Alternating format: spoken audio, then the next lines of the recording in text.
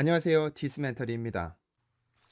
한 남자가 며칠 동안 아무런 미동도 없이 꼿꼿이 창문을 통해 도쿄 시내를 바라봅니다. 눈을 꾹 감은 상태로, 입술은 꽉 다문 상태로, 그리고 결심한 듯 서울로 전화를 연결합니다.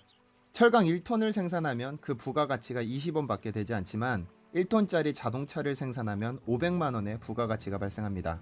컴퓨터를 1톤 분량만큼 생산하면 3억 원의 부가가치가 발생하는데 반도체를 1톤 생산하면 무려 13억 원의 부가가치가 발생하죠. 그야말로 마법의 돌 아닙니까? 누가 뭐라고 해도 나는 반도체 사업을 할 것입니다. 중앙일보에 이 소식을 실어주시겠습니까? 중앙일보를 통해서 세상에 가장 먼저 알리고 싶습니다. 미국을 방문한 후에 그의 머리를 떠나지 않던 생각이 드디어 세상에 드러나는 순간이었습니다.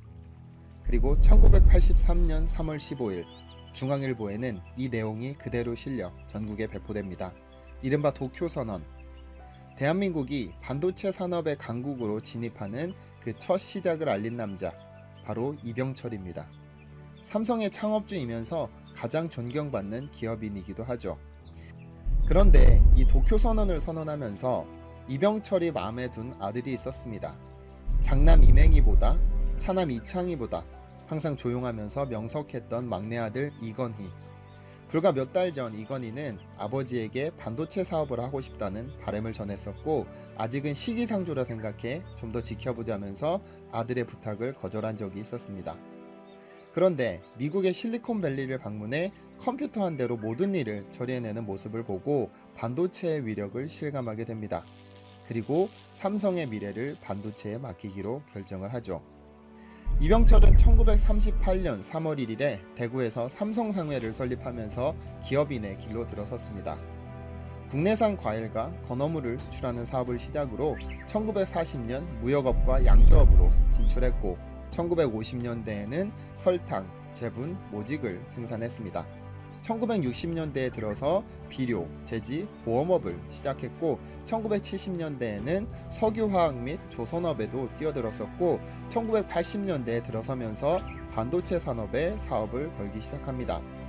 한 산업에 집중해서 고도의 기술을 축적하면서 포드처럼 한 분야의 전문 기업으로 성장하지 않고 너무 문어발식으로 경영을 이어온 곳이 아닌가 하는 비판이 없었던 것은 아니지만 당시 우리나라의 시장 상황이 허락지 않았습니다. 기업의 입장에서는 국내 환경의 수요에 맞는 새로운 사업으로 확장해 가는 것이 지름길이었었죠. 먹는 것을 시작으로 산업의 기초재료를 수입하고 좀 더 고부가 가치를 얻을 수 있는 화학산업으로 그리고 최고의 고부가 가치를 얻어내는 반도체로 이동하면서 삼성이 세계 최고의 기업이 됐습니다. 이병철 회장이 강조했던 것처럼 철강 1톤은 20원의 부가가치를, 자동차 1톤은 500만 원의 부가가치를, 컴퓨터 1톤은 3억 원의 부가가치를, 반도체 1톤은 13억 원의 부가가치를 창출해냅니다. 도쿄선언 당시 이병철은 74세 나이였고 깊은 고민을 하지 않을 수 없었습니다. 70이 넘어 새로운 사업을 시작한다는 것은 기업의 명운을 걸어야 하는 위험한 도전이었고 잘못되면 재기할 수 없이 무너질 수밖에 없었죠. 이병철은 일단 결정을 내리면 절대 굽히지 않고 불도저처럼 밀고 나가는 성격이었습니다. 진대재, 권오현, 황창규 등 전문가를 영입하고 64K D램을 생산하기로 결정했습니다. 반도체 생산 라인 한 개를 건설하는데 1조가 들었지만 무조건 성공할 것이라는 확신이 있었습니다. 당시 64K D램은 일본은 생산하지 못했고 미국에서만 드물게 생산되고 있었기 때문에 충분히 경쟁이 될 것으로 생각했습니다.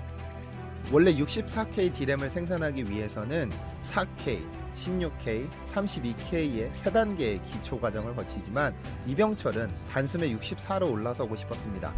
그래서 직원들에게 충분히 개발할 수 있다면서 용기를 북돋아주고 동시에 공장터를 물색하기 시작합니다. 용인시의 기흥이라는 지역으로 결정을 했는데 6개월 만에 공장을 완성하도록 지시했습니다. 선진국에서는 18개월이나 걸린다는 공사를 6개월 만에 마치라는 그 명령은 사실상 불가능했지만 직원들이 밤낮 없이 매달려 6개월 만에 성공해냅니다. 64K D램은 새끼손가락 손톱의 4분의 1, 크기의 15만 개의 트랜지스터를 심은 후에 8만 개의 선을 연결하는 초정밀 기술이 필요합니다. 그래서 당시 삼성이 64K D램을 개발한다고 했을 때 일본이 과대망상증 환자라면서 비웃은 것이죠. 당시 삼성의 기술력은 가전제품에나 필요한 고밀도 집적 회로를 간신히 만드는 수준이었지만 삼성의 직원들은 그 어려운 것을 해내고 맙니다. 20년은 걸릴 것이라던 그 기적의 D램을 불과 1년도 안 돼서 성공적으로 생산해 버린 것이죠. 미국과 일본의 10년 이상 뒤처졌던 기술력이 단숨에 4년으로 좁혀졌고 경쟁이 가능해졌습니다.